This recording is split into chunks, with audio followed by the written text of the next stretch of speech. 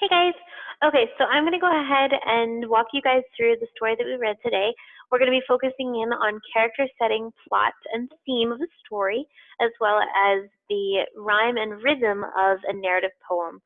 So without further ado, let's get started.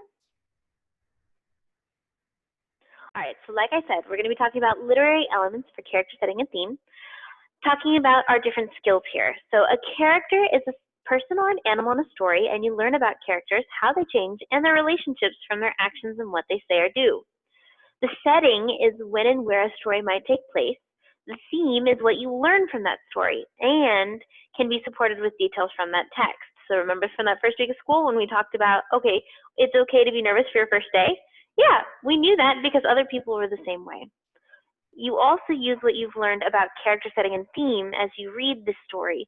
So that way we can also fill in our chart from our Reader's Writer's Notebook page. All right, so again, story title, characters, and settings can usually help us out. With background knowledge, good readers connect what they are learning to what they already know. Using what you know can help you monitor and adjust your comprehension as you read. So drawing back to, okay, what do we already know about storms can help us understand what it is about what we're about to read. So it says, flash to bang. Thomas stood in the yard and looked up at a big dark cloud. He could see lightning in the distance. It would probably rain soon. All week the weather had been sunny and warm. Now it was Saturday. No school, no karate practice, no piano lesson, and he really wanted to spend the day playing outside. Okay, so we're going to stop after that first paragraph. It says, what details does the first paragraph give about the setting? Well, it told us what was happening, right? It told us where he was. It says he stood in the yard and looked up at a big dark cloud. Okay, so the setting is he's outside. You can't look at a cloud from inside the house. Well, I mean, unless you have a sunroof, but still, you're normally outside when you're looking at these, okay? What detail does it give about Thomas? Well, thinking about what he said that he didn't have to do, right? Saying it was Saturday, no school, no karate, no piano lessons. Well, he seems like he might be really busy, right? So that kind of tells us a little bit about him as well. All right, says, why can't I stay outside? He asked his mom. I don't mind getting wet.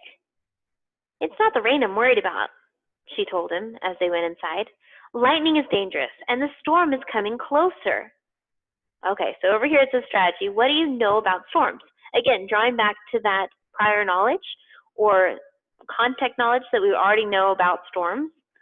Well, storms are typically very rainy, or dusty in our case since we live in Arizona.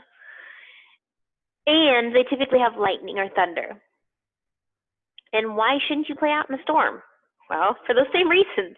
If you're outside and you can hear the thunder, yeah, lightning's not too far away because sound only travels so far. All right, so the lightning is dangerous and the storm is coming closer. Describing the interaction between Thomas and his mom here, saying that she's like, well, I know you want to be outside, but I care about you. I'm worried about you. I don't want you getting hurt, right? How does she help Thomas change by the end? Well, we're going to have to read on to find out what that is. He says, how can you tell? Thomas wondered. Lightning causes thunder, his mom replied, but it takes some time for the sound of the thunder to reach us. When you see lightning, count the seconds until you hear the thunder. Every 5 seconds you count, the lightning is about 1 mile away.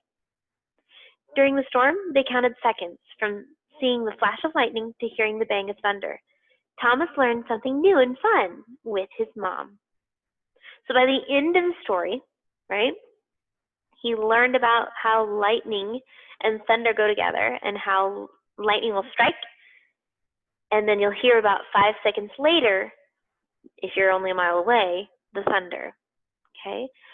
So our last little bit here says, what details can you tell from this story about this theme? Well, what was the whole thing about? What did they want us to learn about? Well, going from the title here, it says flash to bang. We know that Thomas was talking about thunderstorms. We know that they were talking about lightning. And his mother taught him that, hey, if you see the flash and for every 5 seconds you count, the lightning's about a mile away. That is what the theme of this whole thing is learning about lightning, learning about being safe when it's lightning or thunder outside. So that way you know, okay, this is how far it is to be safe. All right?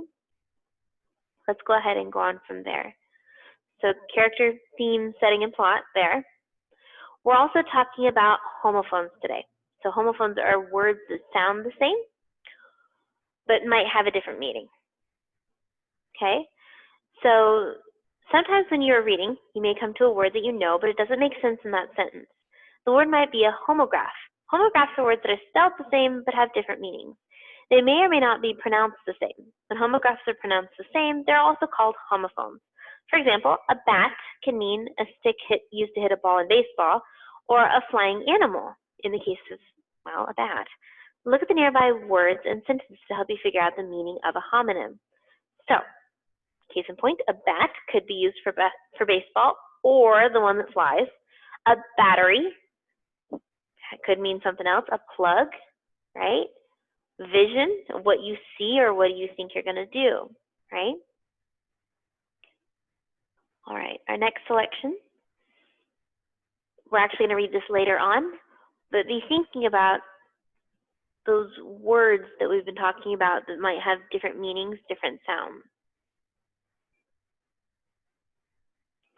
All right, so that is the end of our lesson for today, talking about character setting, plot, and theme. For later in this week, we're going to be focusing a little bit more on that. With our narrative poems, that one will have to be in class. We're going to be in class tomorrow starting to talk about, okay, a narrative poem typically includes a character, a setting, a plot, or an idea of what they're going to do, and a theme, so what it is that they want our readers to know and learn about, okay?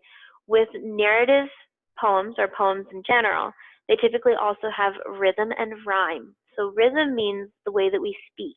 If something has 8 syllables and then 9 syllables and then 8 syllables and then 9 syllables, typically that means it's a poem. It's part of the meter, how that is read for a certain effect, okay? Then our rhyme, like if we said park and dark at the end of 2 different sentences, those rhyme, those tie each other together to create that sound at the end of each sentence, and that sound in that poem. That's what sets a poem apart from a story, okay? We're going to be focusing on that a little bit later this week, but for now, I'll talk to you guys later. Bye, guys.